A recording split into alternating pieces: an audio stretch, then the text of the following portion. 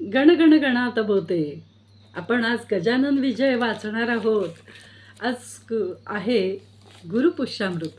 गुरुपुष्यामृत योगावर तुमचं नाव गाव गोत्र उच्चारून गजानन विजय आम्ही वाचणार आणि तुम्हाला त्याची प्रचिती येणार. तुमच्या घरी प्रत्यक्ष गजानन महाराज कोणत्या ना कोणत्या रूपाने तुम्हाला येऊन भेटून जाणार आणि ते अनुभवायसाठी तुम्ही आम्हाला नाव गाव गोत्र कळवा. 11 वाजता आमचा संकल्प असतो. त्याआधी 10:30 तुमचं नाव गाव गोत्र कळवा आणि 333 रुपये आमची गजानन महाराजांच्या वाचनाची आमच्या टीमची दक्षिणा आहे.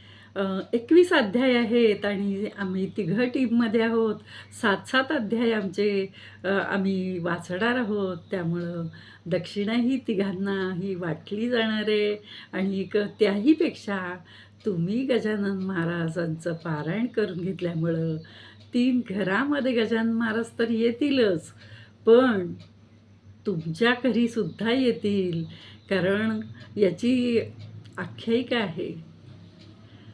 8-10 वर्षापूर्वी मी असंच गजानन महाराजांचं पारायण करत होते आणि माझा कधी न येणारा मामा अचानक आला.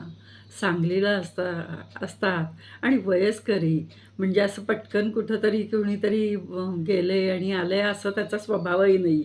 आणि दुसरी गोष्ट त्यांनी कधी नव्हे ते अगदी म्हणजे संकोची वगैरे वृत्ती असली तर आपण काही कुणाला मागणार नाही की हे विसरलं आहे मला वाढायचं, ते विसरलं आहे वाढायचं. आणि जसं काही गजानन महाराजच माझ्याशी बोलत आहेत. ते म्हटले, अगं तू परवा केलेले करंज्या तुझ्या डब्यात आहेत बरं का. तो कानवल्याचा तो अध्याय तुम्हाला माहिती आहे ना, की त्या भक्ताला त्यानं कानवलाच बघितला. घरी जातो, बायकोला म्हणतो नवीन करून, बायकोकडनं नवीन कानवला करून आणतो. कानवला म्हणजेच करंजी.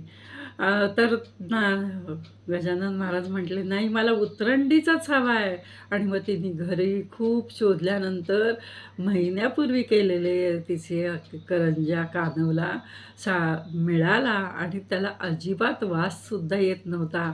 अगदी ताजे केलेत तसे झाले. ती हीच या गजानन महाराजांची लीला आहे. आपले गुण दोष पोटात घालून आपली उन्नती करणारी ही गुरुमाऊली, तिच्यासाठी आपण दर गुरुपुष्यामृताला अखंड पारायण करतो. आमच्या श्री स्वामी समर्थ सशुल्क जपसाधनेस आपण नक्की जोडले जा.